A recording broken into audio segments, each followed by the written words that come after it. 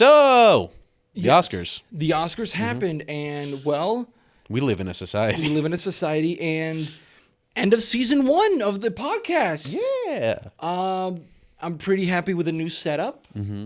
I think you and I decided to be like, hey, at every year in the Oscars is a different season because we're talking about different movies now. We didn't just decide that. We didn't just decide that within literally an hour. We have not decided that until then. 2 hours. 2 hours, actually. And yeah, I love this. I think so too. If you have a complaint about it or you have your opinions, leave them below. Like or dislike, son of a Jesus. Like or dislike the video. Comment below. Tell us your opinion because you guys haven't been. You've been doing that already. We've noticed. I personally love it. Me too. Like legitimate because like. Some people would think it's like really mean spirited and like some of it is negative, but it's also just like, thanks. We need that. Like any sorts of criticism I appreciate. I like, because criticism is like pie. You take it by the slice and not the whole thing. You ease into it. I don't know how you do cheat days, but I take it by the whole. Just inhale it. Yeah. No, but the Oscars happened literally last night. Did you watch it? I watched none of it. I logged into imdb.com and saw the list. I went on Google and constantly refreshed it. That's it. That's all you needed to do. So I'll be lying and the reason why I stopped is because like you texted me, you're just like, hey, you watching the Oscars? I'm like, nope. And then you're just like, me either. But I came home just in time to see the Best Picture winner. So just in time, and I was the only one that I was really psyched to see the winner. So, but before all that, yes, let's go down the list, and you have a little list there. Yeah. So for everyone at home that doesn't particularly want to be like, this one won this and this won this, we reorganized it to the awards that you probably don't care too much about, and then as we move on, we move towards, since like a bunch of a movie would win several awards, we organize it to this was these awards that were won by like individual movies and individual people. Then at the end, it's like, this is the movie that won these awards. This is the movie that won these awards. Along with that, because awards are such a opinionated subject. Obviously, we have our own opinions, and we're going to be discussing them. Do not take it for realsies. Don't take it seriously. These are, again, just our opinions. Keon and I have worked in movies and love the art so much that not everyone loves Picasso. You know what I mean? Some people love Picasso. Some people like what the hobo is pissing on the wall and sees a shape and like that deserves something.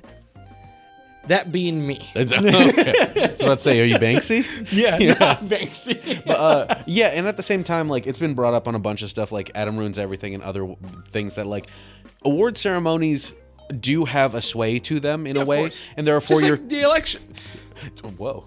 No. Who said that? What the? But like for your consideration campaigns and stuff like that, where they pay to make sure that the people that would be judging, maybe they know that the people that are going to be judging are in this area, so they'll have campaigns for them, as well as they have the main reason is, okay, cool, well, we will invest these $1 million to make sure that these few people are happy, so that our movie that will win an Oscar will then be it will secure more sales forever, because nobody's going to go read the Oscar list and be like, oh, well, I don't know, whatever. It's literally like here it's like the appetizer, like here, we're just getting you ready for the main course, but our appetizer happens to be caviar and 20 karat gold, 20 karat gold stuff and whatnot, and like ice cream that you only find in the Himalayas or something like that. Let's go down the list. Sure. So now we're starting with the stuff that you might not really know or care about when it comes to the Oscars, or it's still important, and these are still really cool art pieces, but at the same time, it'd be the thing that you're just like, cool, I'll Google that later, versus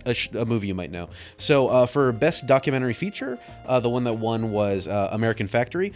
I didn't see any documentaries this year, so I hear that people wanted Chernobyl.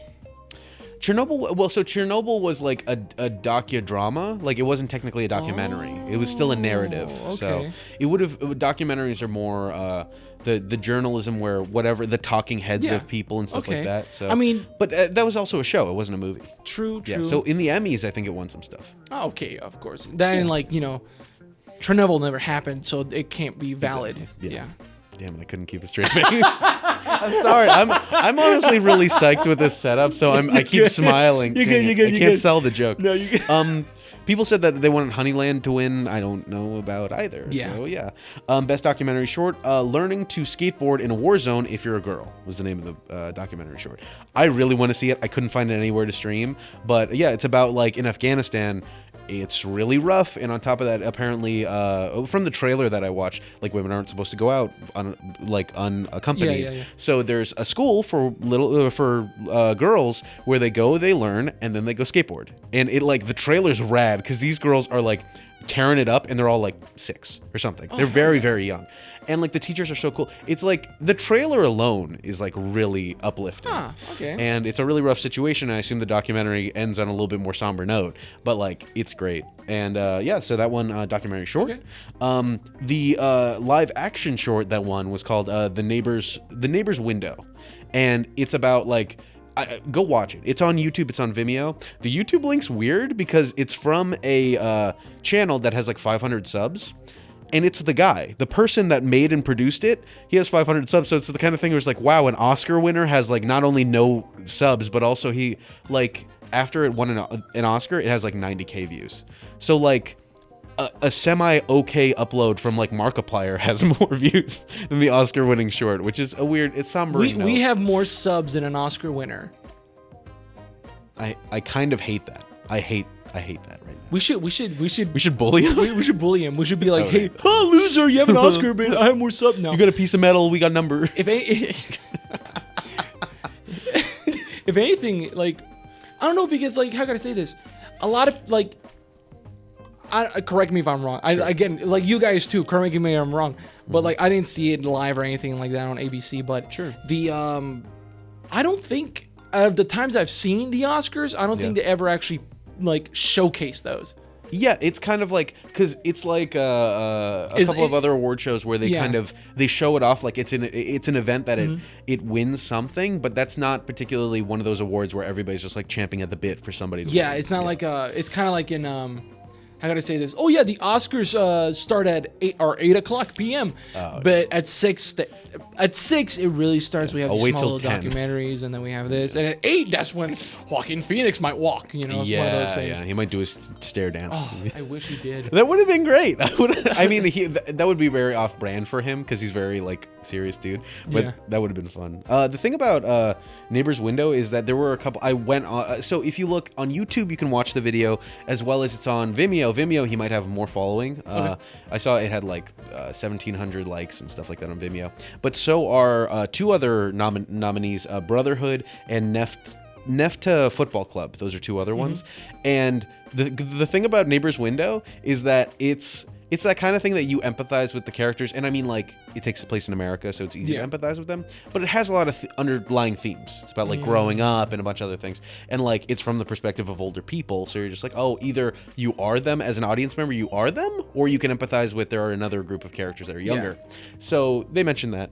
The other 2 are I think they're both in they are Middle Eastern based, so they're more somber. And one of them is a comedy of errors. The one that's Nefta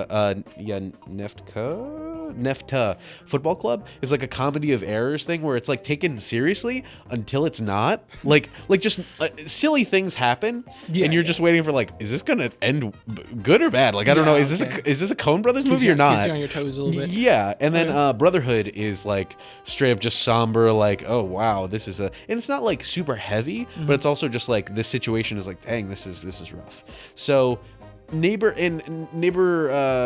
Window is like. Though it is sad in places, it's really uplifting in the end. Like you're just kind of like, oh, this is you get it, and it's I don't know. That's I'm just shrouding this in shadow because go watch these. I'll link them. I'll send them. Whether you agree with their opinion or not, just go watch them and like formulate your own, thought process. Don't just trust anyone and everyone. Link in the description. Also, and I mean, like, that's why we say, like, hey, comment below with your opinions, because we're not right all the. That's a problem that, like, if you make a well edited or well constructed or well produced or good looking video, people sometimes automatically take your word on stuff. And I'd rather people be like, you're wrong about this, I don't believe this, and be like, cool, good, I'd like to hear that. I like the fact that people still like trust in their own opinions and be like, I think you're wrong, but like you should try this or something like that. I was like, you know what? Cool. I will, and like we'll see how it goes. But anyways, So that was the live documentaries, not live documentaries, live short films, and then animated short films. The one that won was Hair Love. I love that one. I saw that out of nowhere on Facebook. It was someone uploaded it to Facebook, and I saw that. I was just like, this is just really good, and I thought it was just something that somebody worked on, but it's really well animated. It's very cute, and it's about like I don't want to. You can find it online. I'll see if I can find a link to that one, because that one I saw on Facebook. Whatever links we can find, we'll put in the description. There, But then another one that was nominated was Kitbull, which is from Pixar. Or at least I know. I remember. I saw Kitbull, which was really nice. And that's another one that, like, when I saw it was nominated, was like, okay, it was really good. I really enjoyed watching it. But then when I saw Hair Love, I'm like, this is so good. It's really good. Did you see Hair Love? I haven't seen anything. Dominic shared it on Facebook. Oh, okay. It was really nice. Check it out. Yeah. And shout out to Dominic Smith. Yeah, he is fantastic. Go check out. Amazing director, amazing producer. Yeah, and he's killing it. But he has amazing recommendations. So when I saw that, I'm like, I gotta click on this. This is great. So that one won for best short, animated short, best animated film. Do you know which one won? I know for a fact Toy Story won it. Yeah. I know for a fact Toy Story shouldn't have won it. So my problem is, and pun intended, it's because they have the best toys. Like, they have the best rendering features. So the other ones that were contenders, and like How to Train Your Dragon was there, but it's also like, it looks really nice, but the newer ones. How to Train Your Dragon 2 is one of my favorite of that, like, just DreamWorks movies. But the third one kind of was okay. Didn't How to Train Your Dragon 2 came out on Father's Day? Or something, yeah. It came out on Father's Day, and it features his dad dying. Take your father to How to Train Your Dragon 2. Yeah. My daddy died. Yeah, great. Just like in the movie. It'll make you like your daddy more, because he isn't dead, maybe. Okay, so moving on. The other ones that were nominated were Klaus or Klaus, which like has amazing 2D animation. God, so like they did revolutionize that, Yeah. but they don't have huge render farms. It's funny, Iris refused to watch that one because she thought it was I'm sick of CG like shorts, and like I'm over here like it's not. It's just that good. It's just really good 2D animation. Jeez. And like especially in a time where like, let's admit it, 3D animation is so much easier compared to like drawing everything and whatnot. What is it? I saw this animated film called MFKS. MFKS. Or motherfuckers or something like that. Okay. Literally called that. And like it's strange. You should watch it. It has like this it looks like a black Krillin. Okay. Like pitch black. Like Oh, okay. Yeah. Cool. And like he has a friend who has like a skull for a head and is always on fire. And like it's awesome. very it feels like a Trigger Studio animation. Oh, cool. That's pretty but cool. It's not. It's very independent. It took like 5 years to make or something like that. Whoa, okay. Yeah, Dang. something like that. Regardless, go on. Dang. Yeah, and the other one that I wanted to mention is I Lost My Body was nominated. I watched it. It was on Netflix, and it's really good, but it's like the middle ground because there's a lot of 2D animation in it, but it's also, they use like Blender and other stuff like that to get the CG look for the 2D animation. Like they rotoscoped over it, and it looks really good, and the story's really good. I didn't see Toy Story 4, but I saw all of the like, look at this cat. Doesn't it look real? It's not. Like it's just, I get why it won, because like the technology and their like artistry in CGI is so good, but it's also like we get that. That's what's gonna happen. Next one, the best original song was Elton John wrote "I'm Gonna Love Me Again." It's from his movie. Oh Rocket Man. Yeah. So that won for best. Rocket Man was a sleeper. Yeah. I think. Well, that's the only thing Rocket Man won. Personally, I think Rocket Man was way better than that Queen movie. Really? Oh, then Bohemian Rhapsody. I didn't see Rocket Man because I saw Bohemian Rhapsody. Rocket Man had a very there's literally a scene where he's like performing. Yeah. And like you just see him like and it's like a very nice profile shot of him. Okay. And like in the background, out of focus, you just see like his audience members float. That's because like they're just into the music. Really cool. And it's like, ooh, I love that. God, really neat ideas. There were a couple movies and some of the live shorts that had a really good use of out of focus like background elements, like Marriage Story. There's like people moving in the background. You're just like, I haven't seen Marriage Story. It's really good. Like that's there's stuff about that it's shot like it's meant to be like view like it's shot like that kind of real life thing. Yeah. Where like people go into another room and keep talking to you while the camera's I feel like stationary. Adam Driver. A lot of people were telling me is like, yeah, this is Adam Driver actually acting.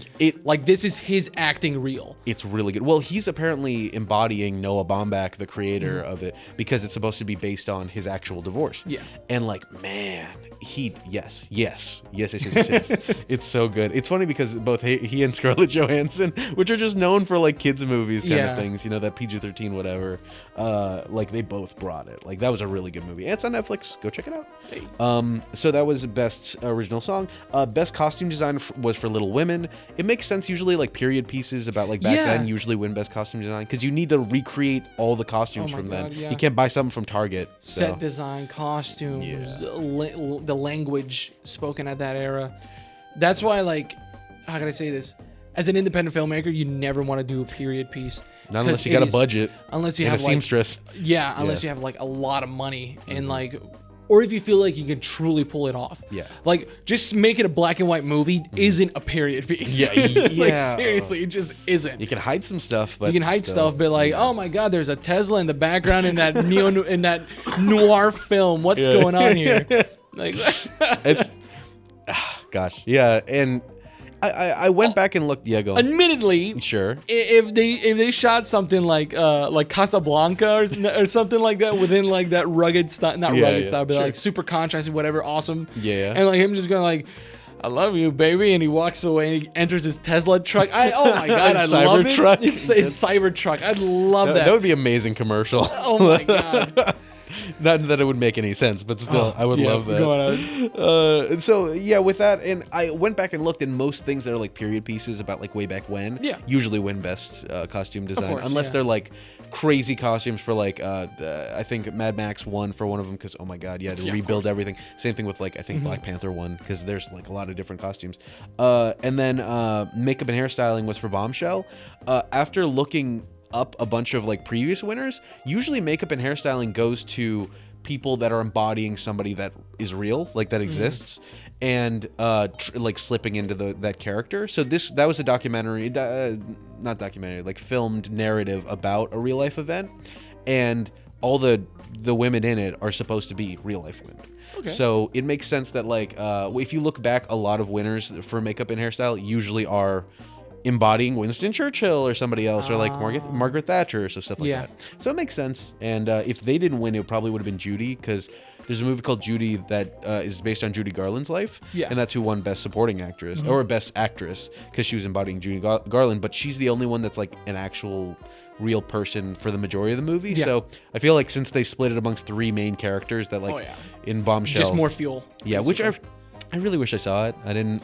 There's so many movies that I wish I saw from the Oscars that I just. The Oscars are really good, but it's like, oh, we're gonna pick the most popular ones, but also here's this hidden gem. Yeah. And like no one has seen it. Like Marriage Story. Last year, the Green Book. Yeah. Like that. That won Best Picture, and I'm like, I googled it and like did my research. I was like, that movie barely made its money back. Which is see, that's also crazy when you think of like for your consideration campaigns, where like people pay a lot of money to be considered for the Oscars. And you see something small like that, which Bombshell I'm pretty sure had a pretty decent budget, but there are ones like that. It's surprising when you see that. Like I doubt Marriage Story had a big budget, because I really recommend it. It's really good. The acting is just so strong. I'm all stuffed up. So best adapted screenplay was for Jojo Rabbit from Taika Waititi. Yeah. So I love him because he gets up on stage and you think he's just a calm, cool guy. Yeah. And he's like nervous, and you can tell. People don't understand how eccentric he is. Yeah. But also like with all that eccentricism, you know, all that like, ooh, he's so flashy, he's so all out there. It's like, sure, but behind that confidence there has to be like, you know, like that. Yeah, and he was He got up there, and the thing that I loved was his speech was about the fact that it's the best adapted screenplay speech or award. So instead of getting up there and being like, I'm so great at whatever, he kept it about the screenplay. So he said, thank you so much to my mom who showed me the book that it's based off of. So Jojo Rabbit's based off of the book Caging Skies. Okay. I didn't know that. Yeah. So like he brought that up. He's like, thank you so much to the author who wrote it. He's like, Mom, if you didn't show me that book, we wouldn't have made the movie. So thank you. He said thank you to everybody else that helped with adapting it. He also did. So there's a thing that they get like a kind of press conference where people ask them questions after they win the award. There was one question that they said, like, what do you think is the biggest problem to writers in Hollywood right now? And he said, so Apple has really bad keyboards.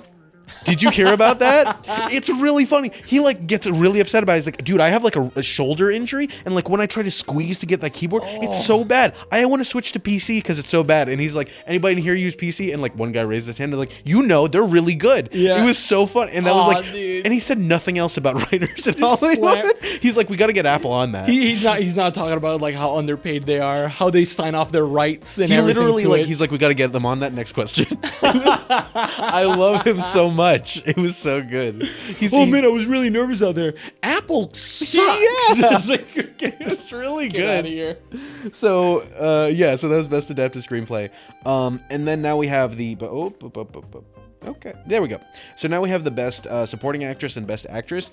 The reason here we go. Yeah, the reason why I'm slipping this before all that other stuff. Is that I saw Marriage Story, but you didn't see. Neither of us saw Judy, the one that won for best. Yeah. So I feel bad because we didn't really both see the movies that's based off of.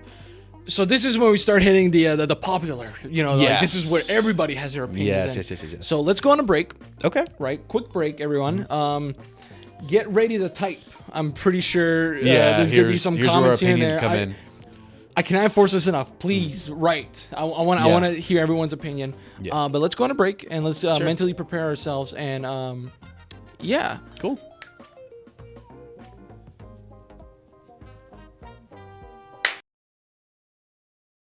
All right, we're back from a break. We back. Now we're going to be discussing some of the more popular nominations. And I should have readied my list. What everybody truly cares about. Let's admit it. I mean, come on. Yeah. There's a reason why we breezed by those first couple ones because, well, honestly, unfortunately, not everyone cares. And we're sorry if we breezed by something you really care about. Yeah, and if you think we did, well, again, comment below. Yeah, why we tell us why we should give a hoot. Give a hoot. So the best supporting actress, Laura Dern got that for Marriage Story, and it's funny to me because it reminded me a lot of Anne Hathaway from Les Miserables. Okay. When she won, because I think that was actually for best actress, but when she was only in that for like 20 minutes, and then something happens. Yeah, or more like in Wolf of Wall Street with he won supporting actor that year. I don't Jonah Hill or who? No. He was his boss. He's the guy that's like, those are rookie numbers, man. Oh wait, what? He won for best supporting actor? I think so. Matthew McConaughey? I think so. I hope not. That'd be weird. Let me Google that. So scrap that. Whew. So, but like Anne Hathaway was only in it for a little bit. Laura Dern is in Marriage Story for a little bit as the divorce lawyer for consultant or whatever. Yeah, for Scarlett Johansson. Okay, and she's only in it for a little bit, but the parts where she is like, I don't know how people in LA act, but she sounds exactly like that kind of person and it's like in a good and a bad way because she seems really genuine, like really nice and really inviting and genuine, but she's also so hyper professional that like she'll be saying something, she'll be like, it's such a nice inflection, but she's telling you like she calls Adam Driver's character and says like, you haven't responded to our to the divorce proceeding. He's just like, well, I've been busy. He's just like, well, according to the law, you'll have to, if you don't respond by like within the next day, you'll forfeit all of your assets and she can take whatever she wants. And like she says it in such a pleasant way. They're just like, dang, this is good. It like I feel bad because I still don't feel like I had a good grasp on a lot of the other supporting actresses. Like Scarlett Johansson also did Jojo Rabbit for supporting actress, but like Laura Dern is like so genuine and like you can tell that this is her job. She's not getting. She might be getting some pleasure out of it, but she's so professional in it. I think. How can I say this? I think why ScoJo didn't get for JoJo. Boo. Get out of here. Do your because pose. I think. I think it's because how can I say this? In Jojo Rabbit, she had a lot. She was like this. She was literally all over the place. I don't know if you noticed, but there were parts where I'm super serious, and then other parts where like she goes to the chimney, covers her face with like soot. Yeah. He's like, I'm your dad, and like he's like, whoa, it's goes a little bit all over the place, and then she becomes a loving mother towards the Jewish woman who they're like hiding, and like she was like all over the place and not focused on one like thing. Okay.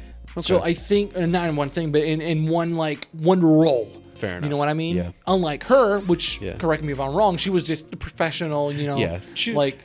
The more her character goes on, you're like and that's what I like about certain characters, that when you first see them, they're like, this is exactly them. They're trying to dick over somebody or whatever. Like you can see their motive in the background. Yeah. When in reality, she kind of is, but the person she's trying to dick over isn't the client. Like that's what you have to do as a divorce lawyer. That's just you need to unfortunately, that's what goes with the job. Yeah. So she does a great job in that. So cool. It's very good. Best actress went to Renee Zellweger for Judy. She plays Judy Garland in this movie, and like I knew a little bit about Judy Garland when she was alive, but like the thing about it is that when they showed clips of her as Judy Garland, and then they like showed her at the awards, completely different person. Like really different. So I was just like, I didn't see too many of the other movies. Like, I mean, Marriage Story, also Scarlett Johansson for Best Actress, and like she did an incredible job. It was really good. But like the fact that I honestly couldn't tell the difference between the two of them. Like I couldn't see that they were the same person. I think that speaks for itself. But I wish I saw, and that's why I feel bad. I wish I saw these movies. Yeah. Also, the girl from Lady Bird was nominated for Little Women.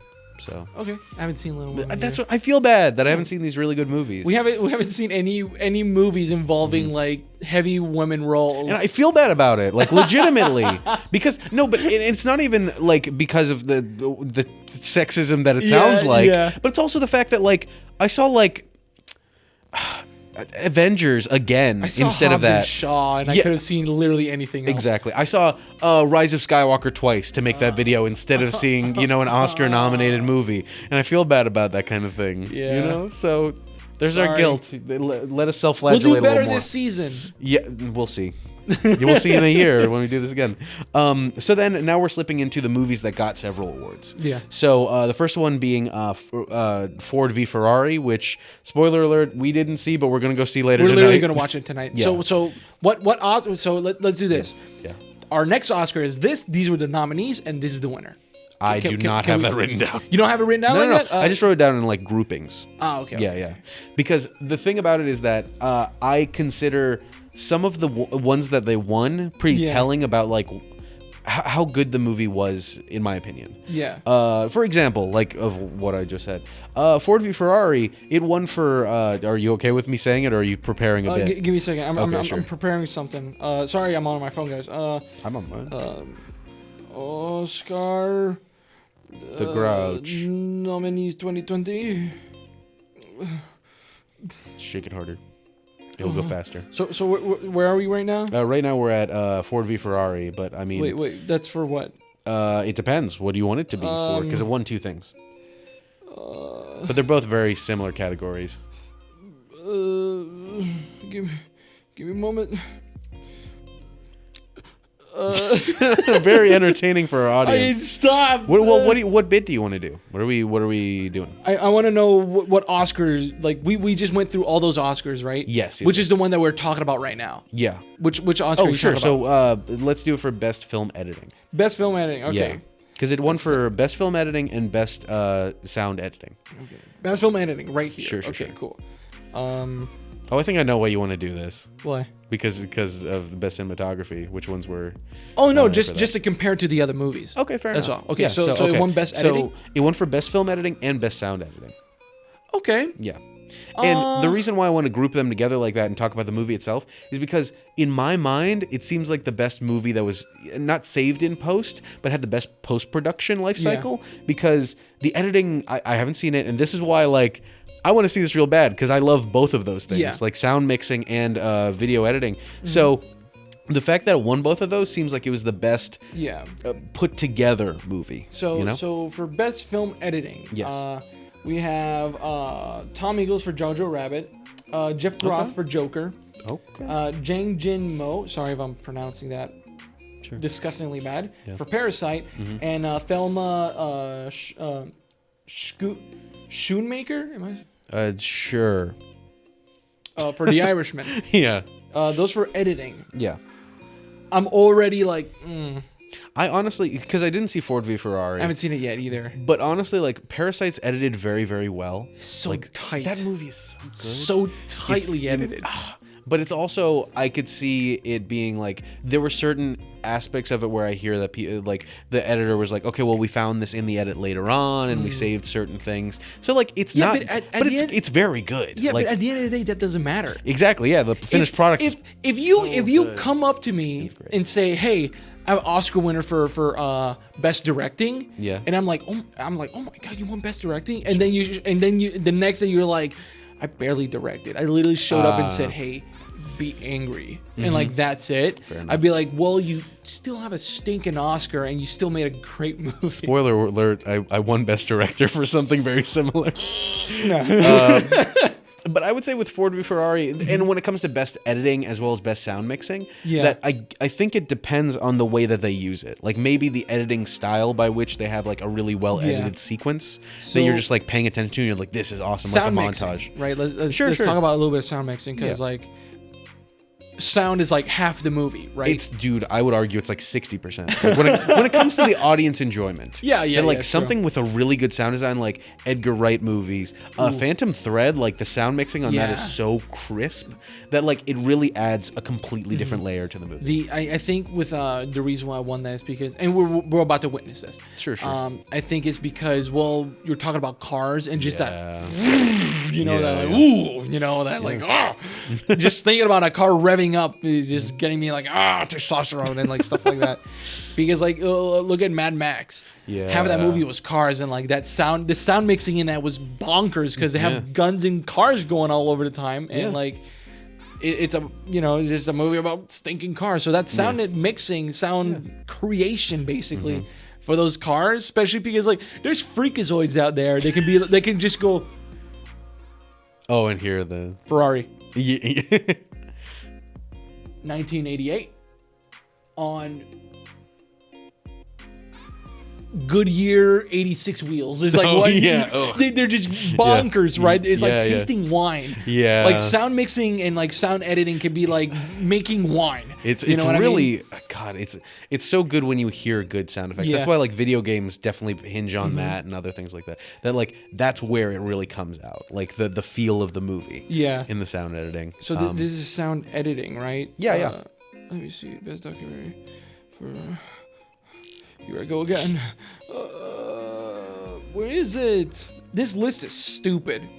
That's why I did this. This is giving me stupid things. Yeah. Best sound editing. Yeah, Ford vs Ferrari. Also, 1917 was there. Okay, I could see that with the gunshots. Once Upon a Time in Hollywood was there. Yeah. I can't think of anything too off the bat. Yeah, Star Wars. Who cares? Well, I mean, it's John Williams. Well, no, that was original score, but still. Yeah, Joker was there as well. They won for something else. Yeah, I think. When it comes to sound. Based off of the sound editing in here. Yeah. They're possibly their biggest threat is 1917. Yeah. Because it just lends itself so well, like Ford v Ferrari, like you said, like you're immediately thinking like, okay, cars and all these things, and if they don't mess that up, it's probably going to come out. If you can't nail the sound editing in a car movie, like with cars, like you're out of the game. Like get out of here. Yeah. Okay, next. Yeah. So the next one I have is Once Upon a Time in Hollywood, which won 2 Oscars. Okay. And I would say that the Oscars that it won were for best like love letter, because that's what all of his movies are love letter movies. Yeah. And do you want me to say what they were? Give me the first one. What's the first one? So first one, let's do best set design. Best set design. Okay. Yeah. Okay. And the reason why I say best love letter movie is because, like, dude, they meticulously went through and recreated LA from that time period. Like, so much that, like, when you just see Brad Pitt driving around in his car. They like you look around, you're like, this is another world. Yeah, this is literally a different era. Yeah, like, and if you've played like GTA 5 and been around like their recreations of LA, and then see it in that movie, you're just like, I can just tell it's different. Yeah, in a really like endearing way that they took the time. Like, I don't think you can, and this is me being like just making a claim that like I don't think there's a frame in that movie that has like an error like that. Yeah, I mean, especially because like there's so much going on in that movie already for set design. Because you have oh my god, cool. I don't know if they can hear it. That's the thing. Like sometimes you can't hear it. They totally hear that. They probably hear that. But stinking it's not Brad Pitt. It's thinking Leo DiCaprio. Leo DiCaprio. Yeah. Like him playing as an actor in that movie, he's in a lot of sets, and those sets have to have set design.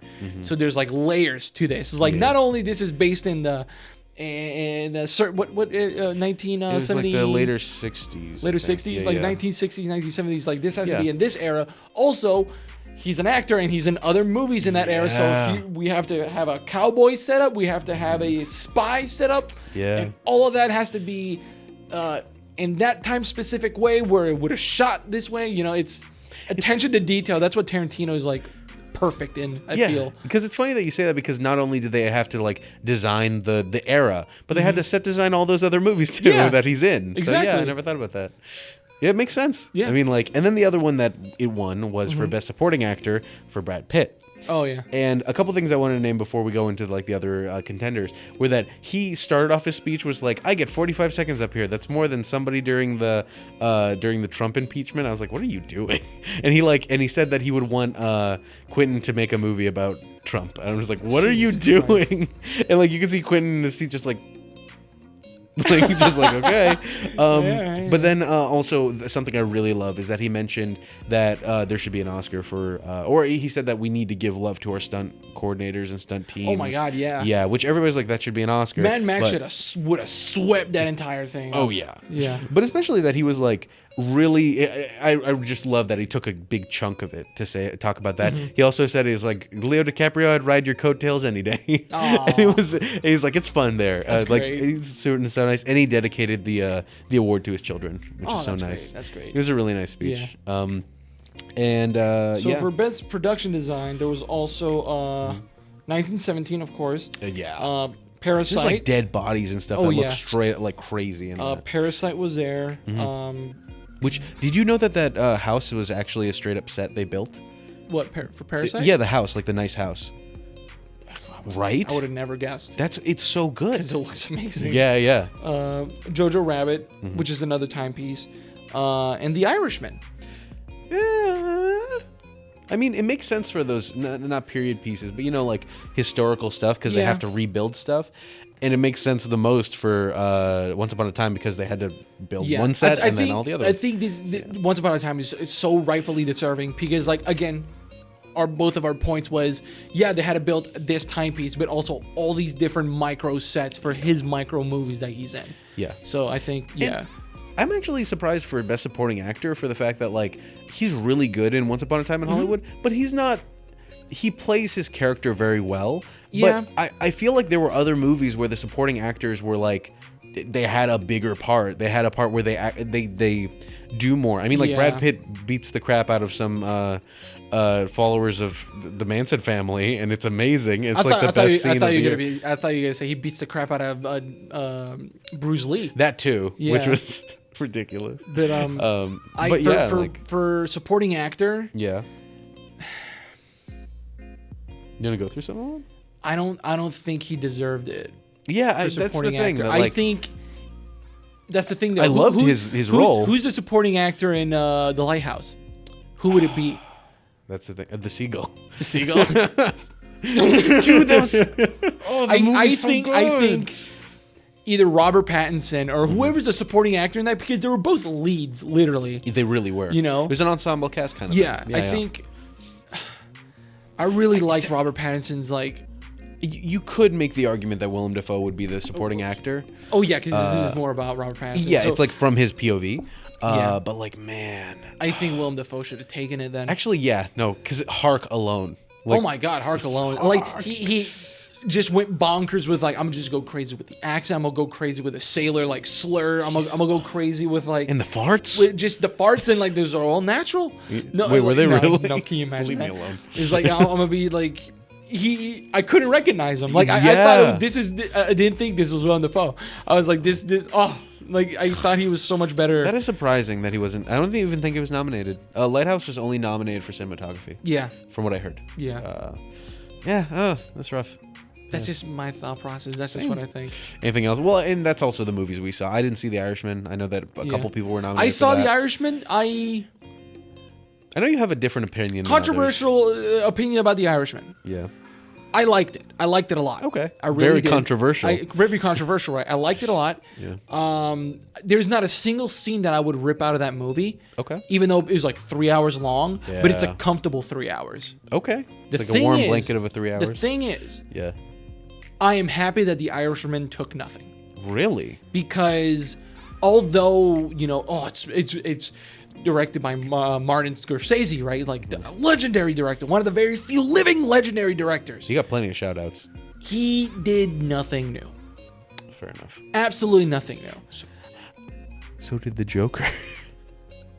Oh, no, but and it didn't win for any of that kind of thing. Yeah, but like the thing is, for the gangster, the noir, for that feeling, that tone, that style of movie. Yeah. Nothing new. All of his stories when it comes about like from Goodfellas to Taxi Driver, all these movies that he's directed, they're all like, hey, these are bad people, don't be like them. Yeah. But this is the one where he shoehorns it the most. Oh really? Oh, 100%. I didn't. 100%. If you watch this movie, you're like, wow, I never want to be a gangster ever. Okay. Ever. Because it's like it heavily. Because they get old and you have to use CGI. They have to use CGI on your face and lose for VFX. It just did nothing for me. Yeah. It didn't. I left that movie doing this. Oh wow. And like literally not thinking about it ever again. Not thinking about it ever again. Okay. Ever again. I get that. Like the first thing that comes into my mind is like, man, that was long. Really? Yeah, unfortunately. Wow, that sucks. Because it did nothing for the genre. It did nothing new. Really. Because it seems like a compilation of some of his other like movies where like you get that, okay, well he kind of pulled this from this and like exactly. Definitely Goodfellas, but yeah. But go on. Okay. Next. So the next movie that I want to talk about is it time? I think it's time. It's time for Joker. Won 2 Oscars.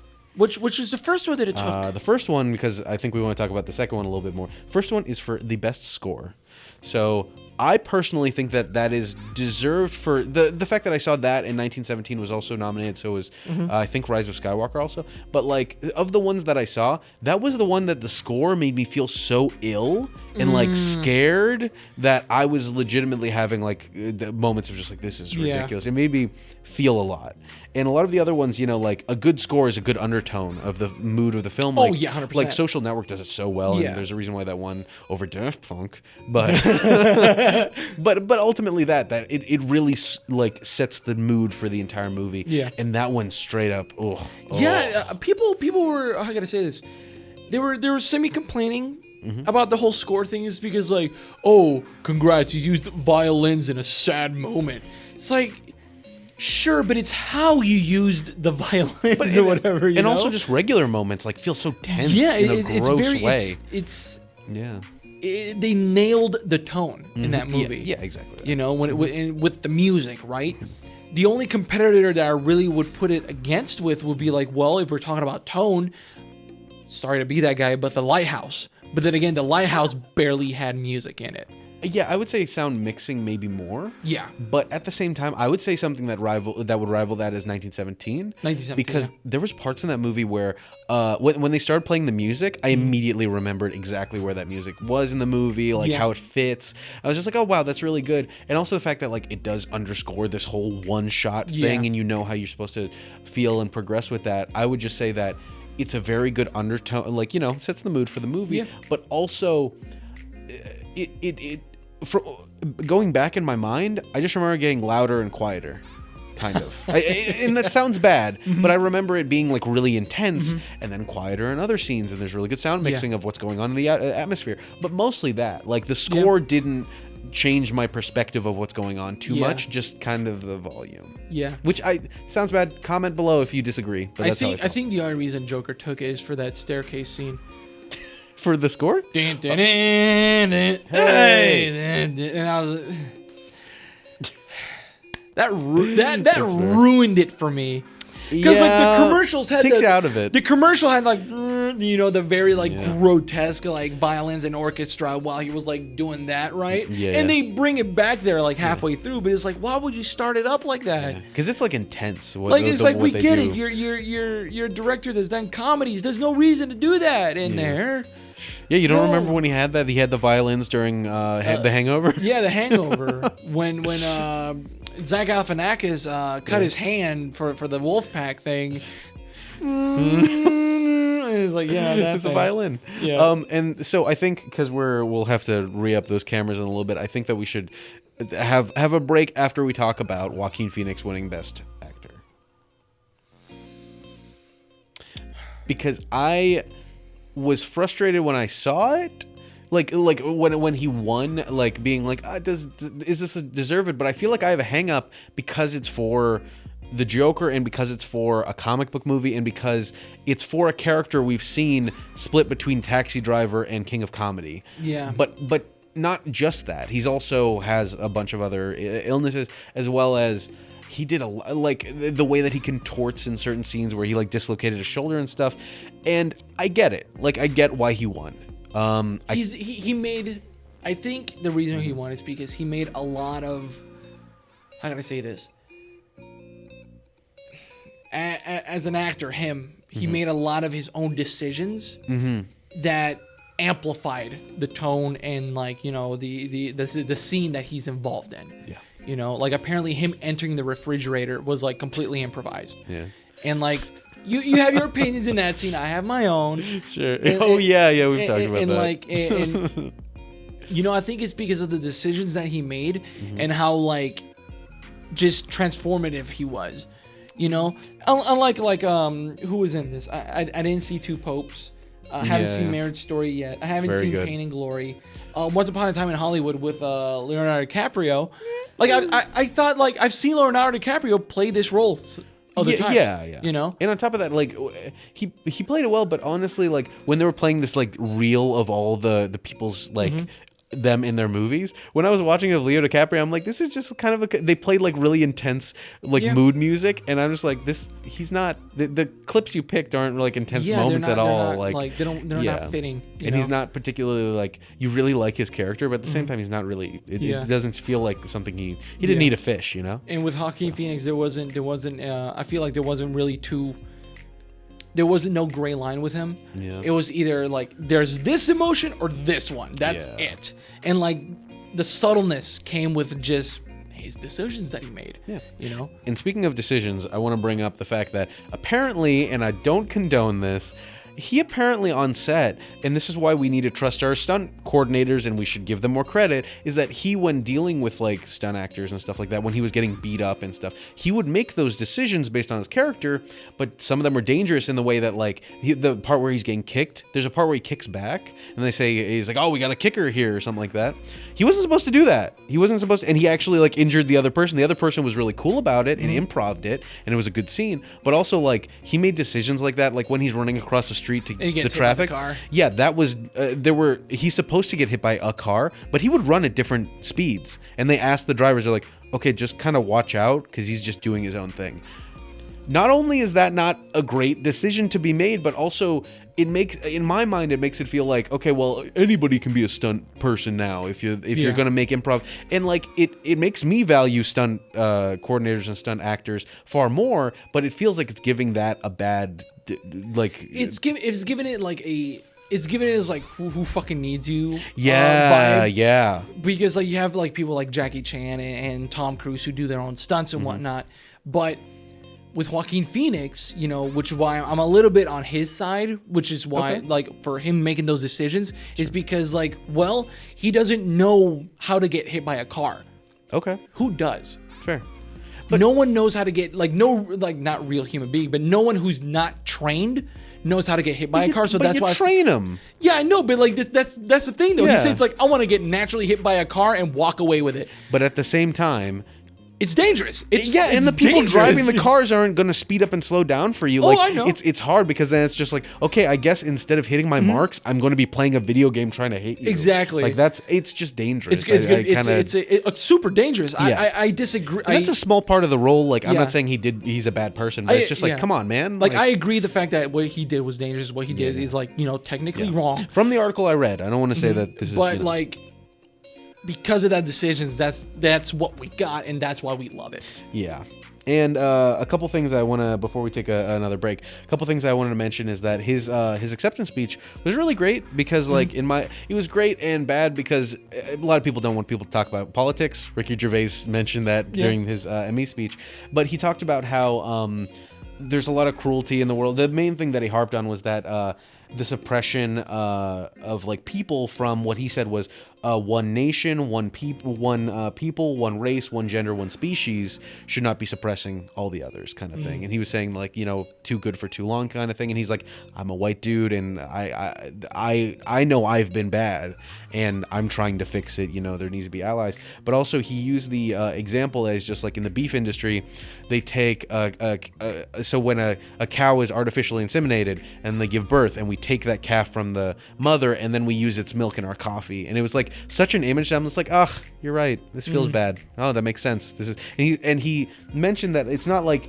I'm saying this to make you feel bad. He was just like, we're human beings. Human beings are smart and creative, and that's what, you know, brings us together, and we can conquer anything. And I feel like there are smart, creative decisions that can be made to get over these systems that we're in that are negative. And I was like, this is a good speech. Yeah. He also quoted his brother at the end, who died, River Phoenix, and it was really nice. He, like, you could tell he was just like, I want to say this, but I don't know how to feel about it. It's really hard for him to do so. So yeah, and pretty brave. Yeah. On that note. On that note, let's go on another break. Yep. See you guys in a bit. These boys are funny. Speaking of funny, hi, I'm editing Alan. And, well, this video is just way too long. So long that I just couldn't finish it. Didn't have the time. Now, isn't that comedic timing? Well, the rest of the video will be released on Saturday, in which we'll talk more about Parasite in 1917. Ooh, exciting, isn't it? I'll just see you then, okay? Just let me work.